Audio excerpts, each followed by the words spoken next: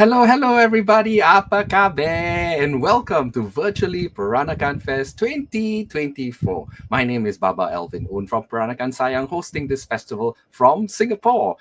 This is our fifth year presenting this online festival featuring all things Peranakan from around the region. We'd like to say a very big hello to all of you watching this program right now. So do say hello and share your views or ask questions in the comments section. We hope you enjoy the programs. So do like or follow our Peranakan Sayang Facebook page or subscribe to our YouTube channel if you have yet to do so. Tunggu apa lagi? Quickly, like, follow, don't shy, to do support our efforts in keeping our Baba Nyonya communities connected and our culture alive and kicking. As always, it is my pleasure to have my kaki co-hosting this festival with me, and he is from Malacca, and he is Baba Cedric Tan. Welcome to the show, Ba.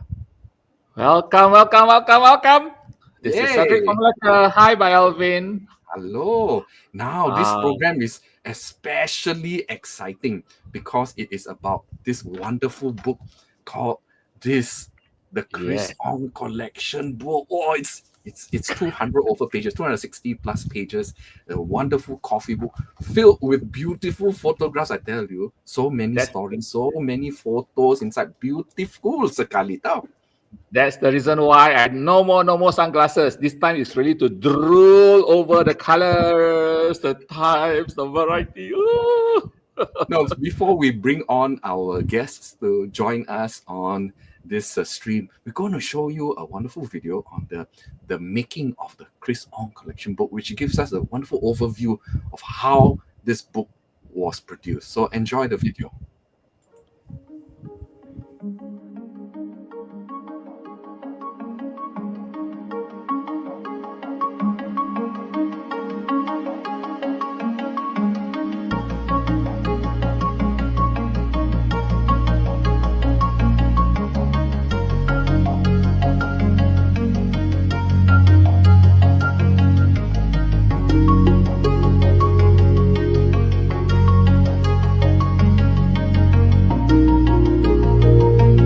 The project that we are doing at the moment is to collate and archive Chris's collection. So part of the Georgetown Heritage Collection that we have. So it's all the Peranakan antiques that we have in the hotels.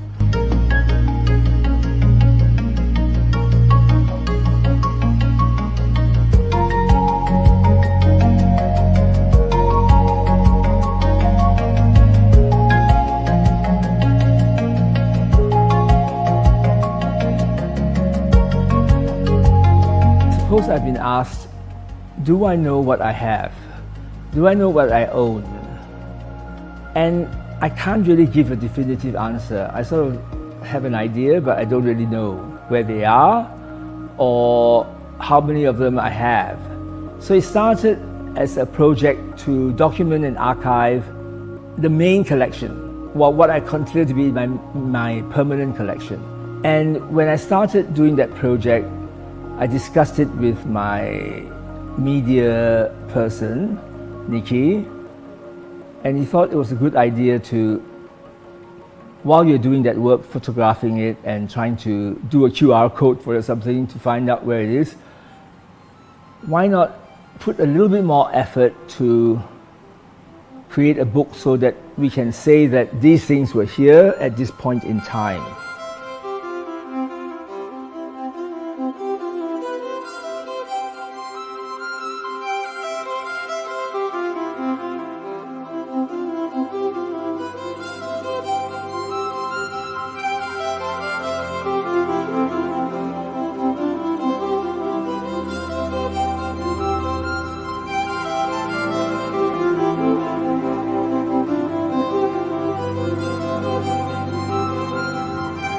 So I'm working with Nikki. So I'm the background guy doing all the setups, and trying to work out what looks good and what has to be included in the collection, because Chris's collection is vast, it's huge, and we are quite selective to show what should go in this book? The book took exactly 1 year to make, and it was created and conceived in the most unconventional way possible. Because you're supposed to do the text layout first, but we went the opposite way. First, we had a collection of photographs put together, put into the layout, and then I did the transcripts and the interviews with Chris.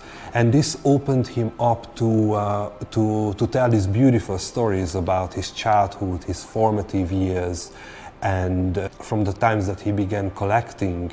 And I think this was the factor that really breathed life into this book. So the result is like a coffee table book / memoir. And it was really a wonderful experience to create it with all its hardships.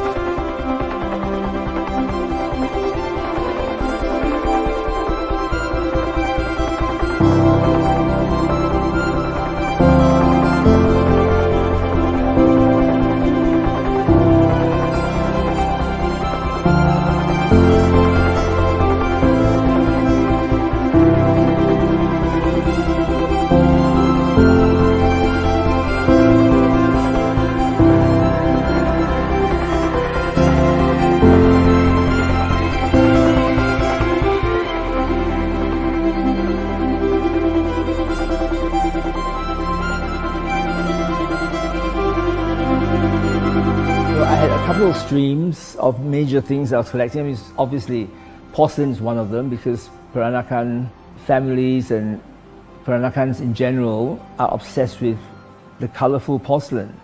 And when you see it in the book, you'll realize how amazing and uplifting it is when you see it en masse. You know, trying to align things so that it looks good in the photograph for the book. Getting the balance right in terms of the background so that the pieces actually will stand out from the background and to have the background interesting enough so it's just not a solid white or black, but to have interesting textures in the photos as well. My favorite moments were when we were doing the setups with Colin. For example, on this table, this is where we did the tok panjang, the double page tok panjang, and then the spoons, when the spoons pointing in one direction into the center, and just an incredible experience to work with Colin. I mean, he's the best at these setups.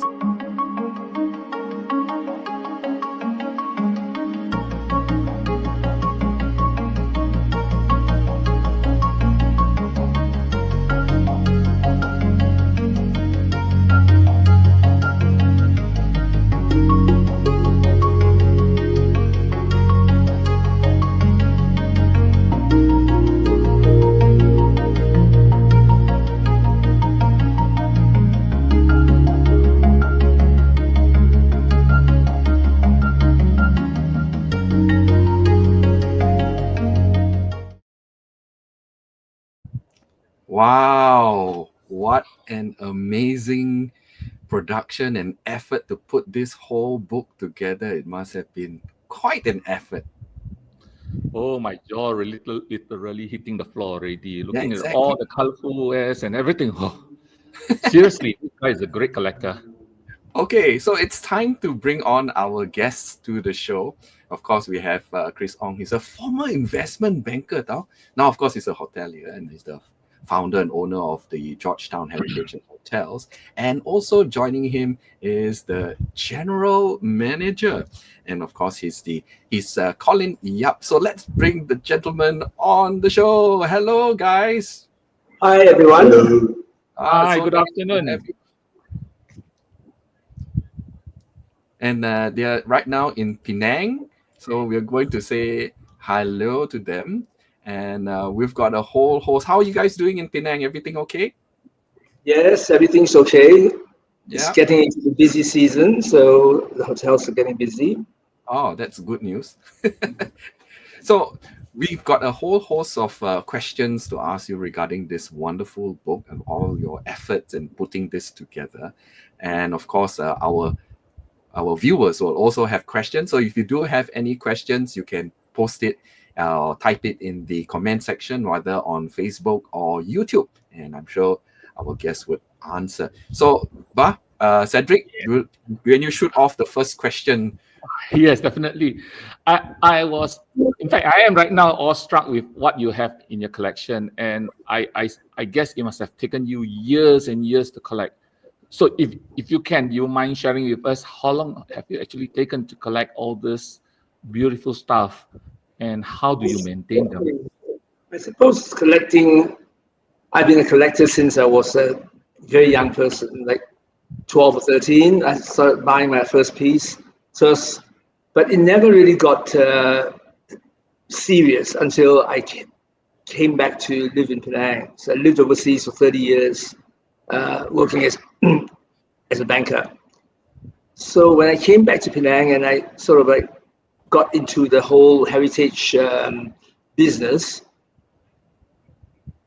I sort of like indulged in my back into my original passion of collecting Peranakan antiques, and porcelain is obviously one of the areas that is very important in every Baba and Nonya family.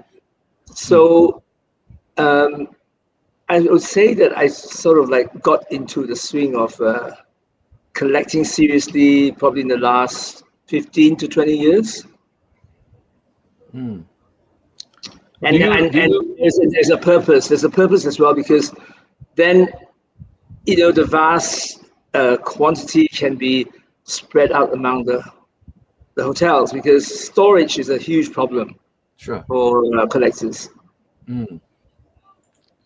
So do you put your collection on display as well throughout your hotels as well as your homes too? Yeah. And allow A lot of things are within the hotel, so they look like. The whole idea is that they feel and look like comfortable museums. I would love to stay in one, but I dread the insurance. Beautiful things in the hotel. Yeah, I noticed that you are very, very passionate about collecting porcelains. Do you only limit yourselves to porcelain as a collector? No, I have a lot of different interests, but within the Peranakan genre, there's such a vast, range of things that one could collect. So, when I collect a lot of things for the kitchen, and also furniture, and I don't know, it's whatever takes my curiosity and interest.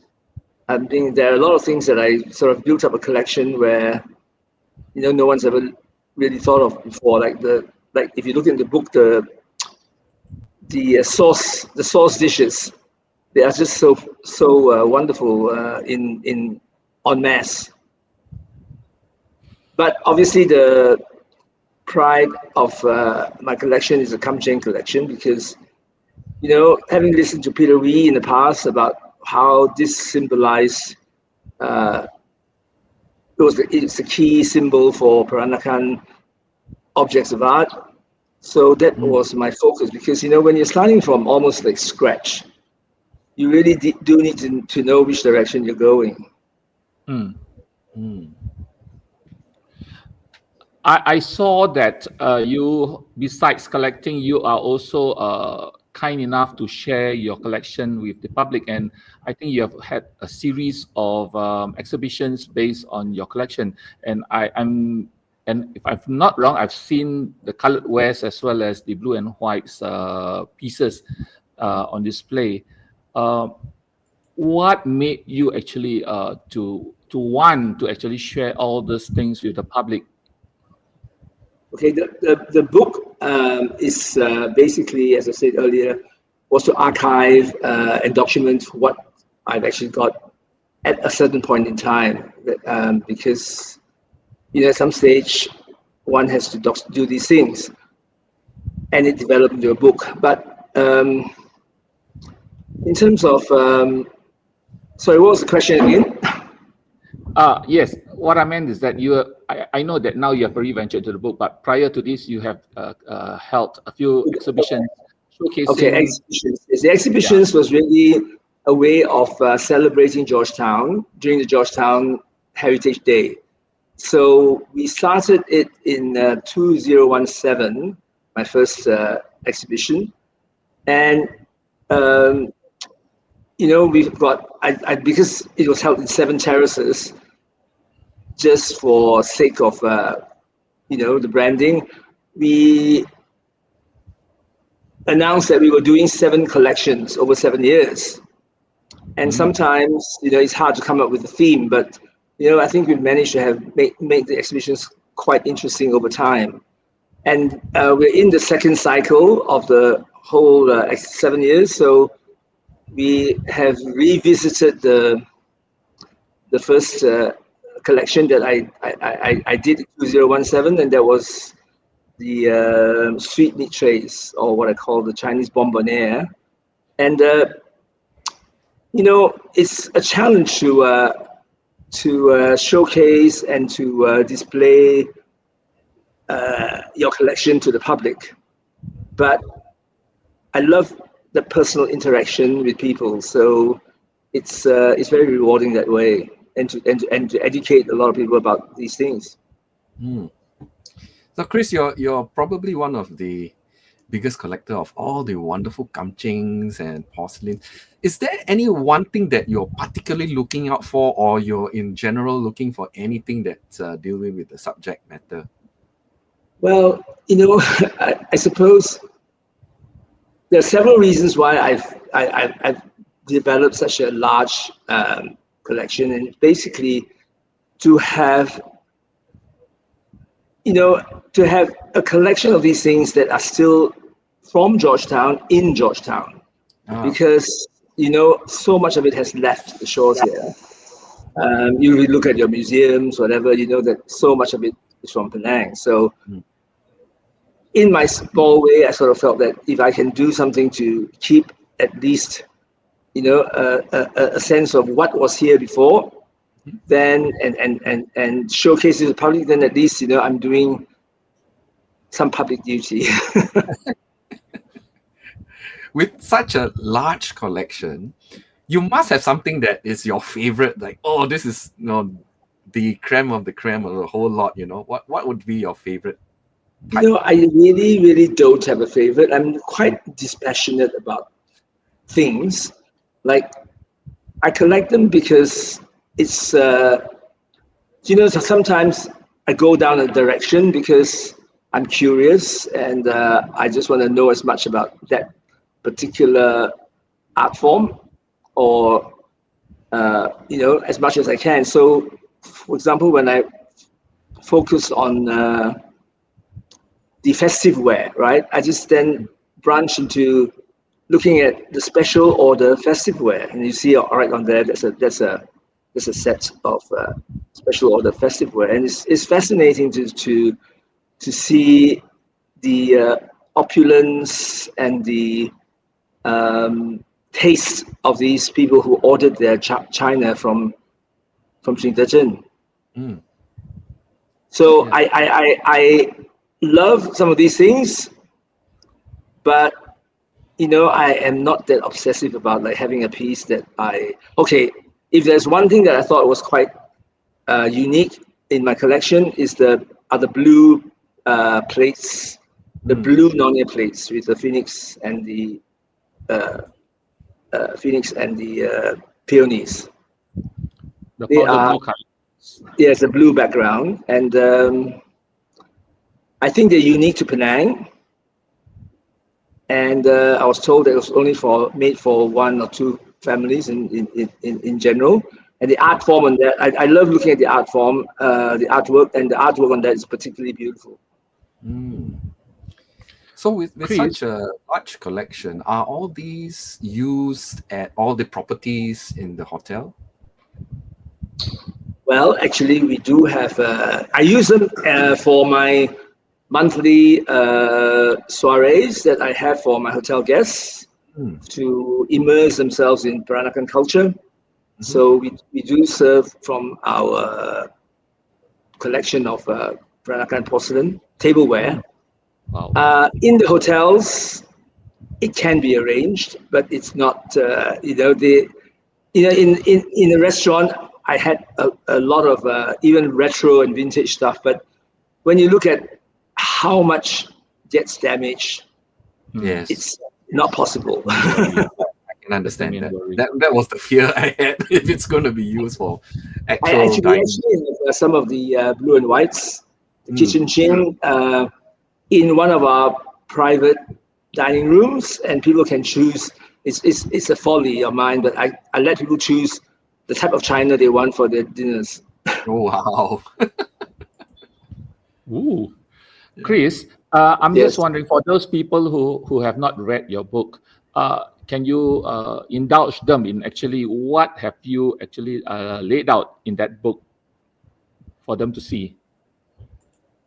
Well, as I say, it's part of what I consider to be an important part of my collection, and also it's to actually look at them from a different angle, because my photographer is who's worked with me for the hotels for the last 3 or 4 years is from Hungary. He's Eastern European, and I think that they have a very different perspective when they're looking at into photographing these things. So I think that I was very pleased with the way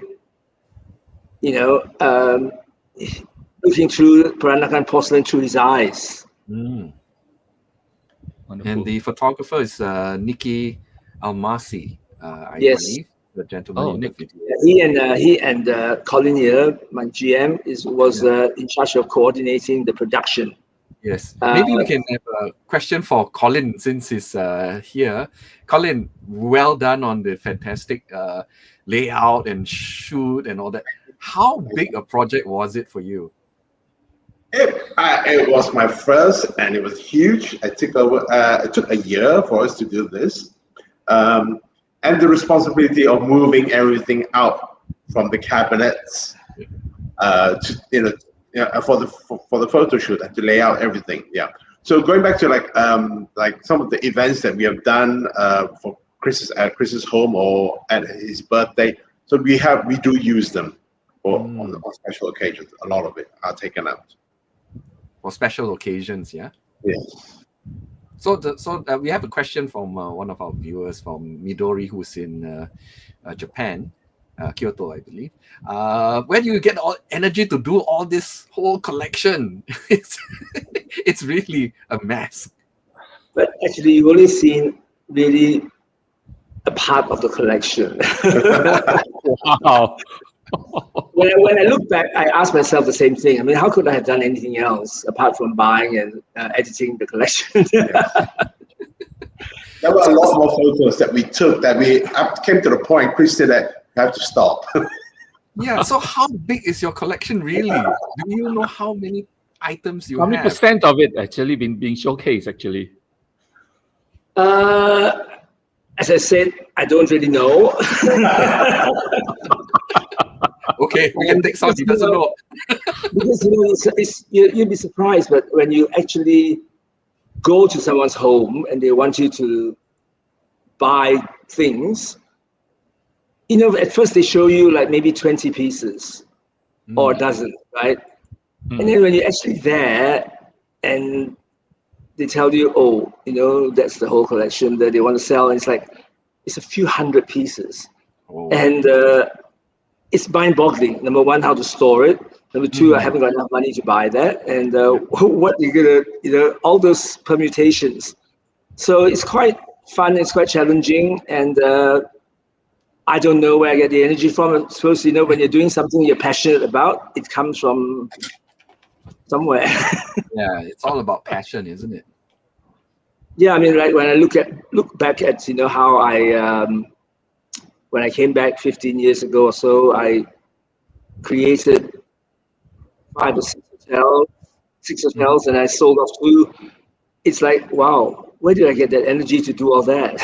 Yeah, amazing. So this book of yours, Chris, showcases. I would say majority would be porcelain, and minor maybe some other stuff like maybe embroideries and furnitures.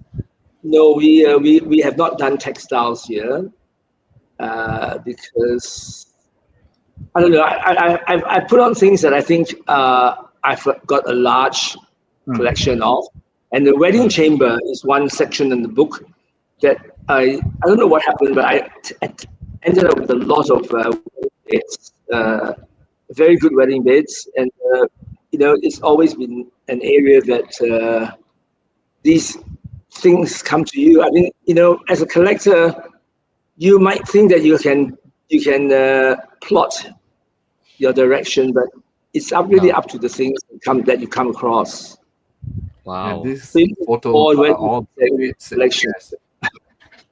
Wow. I know it's a bit over the top, but Yeah, you can Not get at married 4 all. times. Not at all. No, you can switch bed every night. yeah. So these are things that are just peppered around the hotels, and Colin had a big job to sort of make sure he includes most of them, and we had to go into the rooms to see where they are. Understood. Wow, it's a mother of pearl collection as well. So if I can deduce it correctly, that this book is probably just your first book. There'll be a possibility of other books coming along, featuring other artifacts as well. I'm not sure. We'll have to see whether I get inspired to do another one, but there's definitely other things that I want to write about, not just the material culture. Yes. So we have a few questions coming in from our viewers. One of them is from Jenny Gunn with the interest in blue and white porcelain. It's understood or known that it's used for funerary purposes. How do you differentiate between those and for special occasions? The blue and white originally basically came from the color black. That's why they were used for. Whenever I look at tableware, I would differentiate them and put them into two categories. Not necessarily for funerals, but I would say for happy and for sad occasions. There's happy china and there's sad china. That's what the original use was for. But a lot of the blue and white were not used for during funerals. Funerals had much rougher and coarser china and were broken after the funeral service. Look at So that. these were used for ancestor prayers. And what actually does make me curious is why did each family order so many pieces of these blue and whites? Because you don't need that much to do to fill even a 2 or 3 tables offering. It's a 1 table offering, yeah. I've seen some families having like a whole cupboard, a whole what you call it, the piatu, or the cupboard in the wall filled with blue and whites only, but they take them out not for like day-to-day use, not so much for festive thing, but on a day-to-day basis. So yeah, I guess different families would have different uses for all these wares actually. But happy that you showcase many pieces. I think that the blue and white is something that is quite ubiquitous to every Baba and Nonya family, and there are different designs. I was told that basically depicts your socioeconomic class. Yep, definitely. So another question that comes through from Delia: how do you maintain them in such good condition with that huge collection that you have? Well, I'm not going to photograph the broken and chipped ones, am I?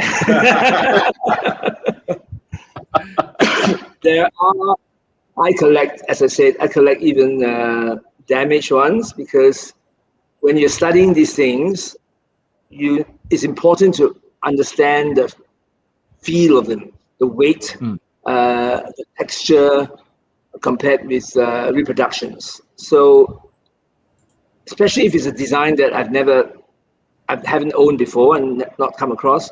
If it's only even just the cover or the top, the cover or the body, I will just buy that just to study it and just get a feel for it and to understand how the colors actually work.